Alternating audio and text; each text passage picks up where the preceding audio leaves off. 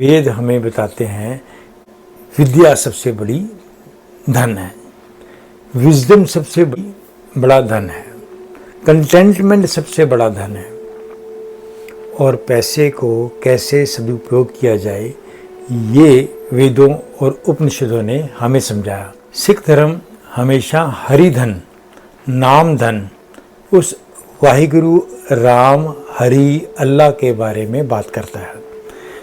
जिस नाम हृदय सोई वड राजा, जिसके हृदय में नाम है वही असली बड़ा राजा है। किसी भी जगह पर बुद्धिज़्म ने इस बात को नहीं बोला कि आप अमीर तब बनोगे या आपका असली धन जो गोल्ड या करेंसी या असेट्स हैं ये नहीं बोला। एक बहुत अलग चीज़ जो किसी धर्मों में नहीं मिली वो इस्लाम में मिली, वो है रिबा। रिबा होता है जो किसी पैसे से सूद लिया हो, इंटरेस्ट। नमस्कार, सत श्री अकाल। आज अमीर की डेफिनेशन को धर्म की नज़र से देखते हैं। धर्म हमारे ज़िंदगी का बहुत बड़ा हिस्सा है और धर्म से भी पूछना चाहिए कि अमीर कौन है। धर्म बहुत सारे हैं जैसे कि सिख, हिंदू, मुस्लिम, क्रिश्चियनिटी, बुद्धिज़्म, ये सारे एक बड़े बड़े धर्मों में से एक हैं जिनके बारे से हम समझेंगे कि क्या अमीर किसे कहते हैं। सिख धर्म हमेशा हरि धन, नाम धन, उस वाहिगुरु राम हरि अल्लाह के बारे में बात करता है। जिसके पास हरि धन है, जिसके पास राम धन है वही राजा है। गुरबाणी कहती है जिस नाम हृदय सोई वड राजा, जिसके हृदय में नाम है वही असली बड़ा राजा है। कबीर साहब ने इस बात को और आसान कर दिया। लंका गढ़ सोने का भेया, मूर्ख रावण क्या ले गया। हम सारे जानते हैं कि रावण लंका का राजा था और लंका सोने की थी। तो कबीर साहब कहते हैं कि लंका के सोने की नगरी का राजा रावण जब मरा तो उसके पास क्या था। ये एक बहुत बड़ा मैसेज है कि जो हम पैसा इकट्ठा कर रहे हैं, जो माया इकट्ठी कर रहे हैं, ये माया क्या हमारे साथ जाएगी। अगर ये नहीं जाएगी तो हम असल में अमीर है ही नहीं। तो गुरबाणी के हिसाब से जो माया के पीछे जा रहा है उसे कहते हैं दूजा भाव, असली भाव जो उसको याद करता है। तो गुरबाणी ने बहुत क्लियर कर दिया कि पैसा इकट्ठा करना एक अमीर की डेफिनेशन नहीं है। जब हम वेदों से बात करते हैं तो वेद हमें बताते हैं विद्या सबसे बड़ी धन है, विजडम सबसे बड़ा धन है, कंटेंटमेंट सबसे बड़ा धन है और पैसे को कैसे सदुपयोग किया जाए ये वेदों और उपनिषदों ने हमें समझाया। तो जो वेद और उपनिषद जो दुनिया के सबसे पहले ग्रंथों में से एक हैं, अगर वो भी इसी पर मोहर लगा रहे हैं कि पैसा इकट्ठा करना, संपत्ति इकट्ठा करना एक अमीर की डेफिनेशन नहीं है, तो हमें मान लेना चाहिए। क्योंकि वेद गुरबाणी जो हमें बता रही है वो इसी तरफ डायरेक्शन देती है कि पैसा इकट्ठा करना या सिर्फ वेल्थ इकट्ठा करना या असेट्स बनाना, अगर लंका की सोने की नगरी होने के बाद भी वो कुछ लेके नहीं जा पाया तो वो क्या अमीर है। अब हम बुद्धिज़्म से बात जब करते हैं तो बुद्धिज़्म अपने 7 धन, जिसे अर्या धन कहते हैं, उसके ऊपर जोर देते हैं। जिसमें संतोष है, कंटेंटमेंट है, जिसमें फेथ है, वर्च्यू है, मोरल शेम है, मोरल फियर है, लर्निंग है, ग्रैटिट्यूड है और विजडम है। तो किसी भी जगह पर बुद्धिज़्म ने इस बात को नहीं बोला कि आप अमीर तब बनोगे या आपका असली धन जो गोल्ड या करेंसी या असेट्स हैं, ये नहीं बोला। तो बुद्धिज़्म भी इस बात पे क्लियर कर दिया कि हमारे 7 धन जो मेन हैं वो क्या है।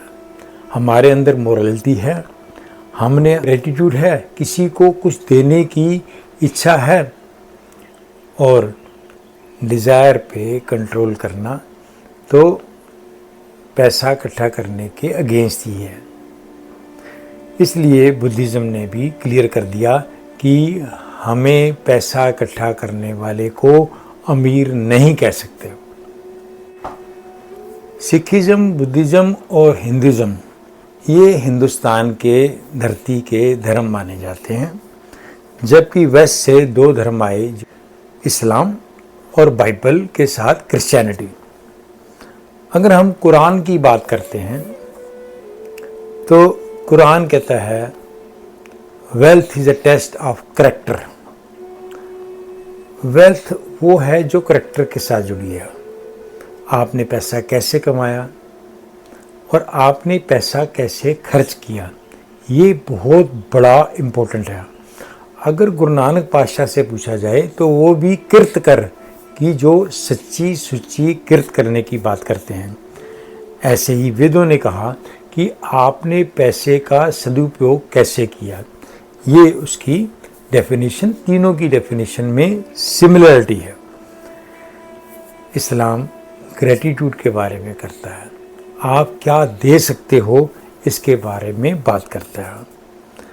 होल्ड करना जो है वो इस्लाम मानता है कि अमीर नहीं हो, संतोष है, कंटेंटमेंट है, ये उसकी डेफिनेशन में है। एक बहुत अलग चीज़ जो किसी धर्मों में नहीं मिली वो इस्लाम में मिली, वो है रिबा। रिबा होता है जो किसी पैसे से सूद लिया हो, इंटरेस्ट लो। जैसे कि हम बैंक में पैसा डालते हैं तो हम उसके अगेंस्ट 7%, 8% कुछ इंटरेस्ट मिलता है, या हम और भी की तरीके से कई इन्वेस्टमेंट ऐसे करते हैं जिसके ऊपर फिक्स इंटरेस्ट रेट आपको मिलता है। पर इस्लाम इसको प्रोहिबिट करता है, वो इसको गुनाह मानता है कि किसी के पैसे पे सूद लेना ठीक नहीं है। तो फिर कैसे करते हैं? इस्लामिक बैंक तो हैं। इस्लामिक बैंक के अंदर आप जब डिपॉजिट करते हो तो वो आपको इंटरेस्ट ना देकर आपको प्रॉफिट देते हैं या लॉस देते हैं। जो इन्वेस्टमेंट वो कहीं करते हैं जिसमें लीज हो या किसी बिजनेस के अंदर इन्वेस्टमेंट हो, हाउसिंग के अंदर इन्वेस्टमेंट हो, उसके अंदर इन्वेस्टमेंट करते हैं, और वो इन्वेस्टमेंट के बाद जो प्रॉफिट या लॉस होता है वो शेयर करते हैं। तो ये इस्लामिक बैंक की एक थ्योरी है। ये किसी भी धर्म में नहीं मिलती, पर अल्टीमेटली वो लालच कम करते हैं। ये एक इस्लाम की डेफिनेशन है।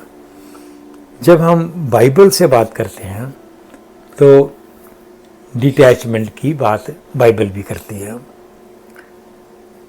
The greatest wealth of the world is love. आपके पास कितने हम्बलनेस है, कितनी ग्रेटिट्यूड है, कितने लोगों की सेवा करते हो, ये बाइबल मानती है। और बाइबल को मानने वाले क्रिश्चियनिटी, ये देखा गया है कि वो सोशल सर्विस में बहुत आगे हैं। बाकी धर्मों से अगर हम देखे जाएं तो उन्होंने एजुकेशन और मेडिकल के ऊपर काफ़ी सर्विसेज अपनी वर्ल्ड वाइड दी हैं, और ये एक रिचनेस की डेफिनेशन है। तो धर्म जो मर्जी हो, जिस जगह से मर्जी हो, एक ही बात करता है कि पैसा इकट्ठा करना अमीर की डेफिनेशन नहीं है। डेफिनेशन में आपका कंटेंटमेंट के ऊपर ज़्यादा जोर देता है, स्पिरिचुअलिटी के ऊपर ज़्यादा देता है, पैसा कैसा कमाया और कैसे इस्तेमाल किया इस पे जोर देता है, और सिंपलिसिटी पे ज़्यादा देता है।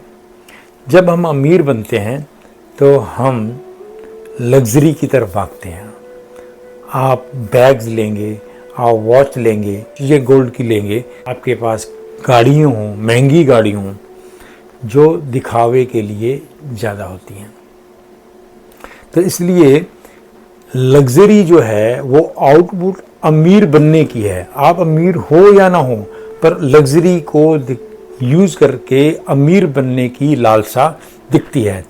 तो अगर हम असली धार्मिक हैं, धर्म को मानते हैं, जिस भी वर्ची धर्म को मानते हैं, तो आप एक बात समझ लीजिए कि सारे ही धर्म एक बात की बात करते हैं कि अमीर सिंपल है, अमीर कंटेंटेड है, अमीर नॉलेज रखता है, अमीर विजडम रखता है, अमीर अवेयर्ड है और अमीर जनरस है। हम नेक्स्ट दिन को ये मैसेज दें कि आप दिन रात पैसे के पीछे भागने को अमीरी मत माने, और ज़िंदगी एक अलग है जिसे आप सिंपल और अच्छे तरीके से खुशहाल, आपका हैप्पीनेस बढ़ सकती है। आपको ये सब्जेक्ट कैसा लगा, आप इस पर कमेंट कीजिए, सब्सक्राइब कीजिए, लाइक कीजिए और शेयर कीजिए।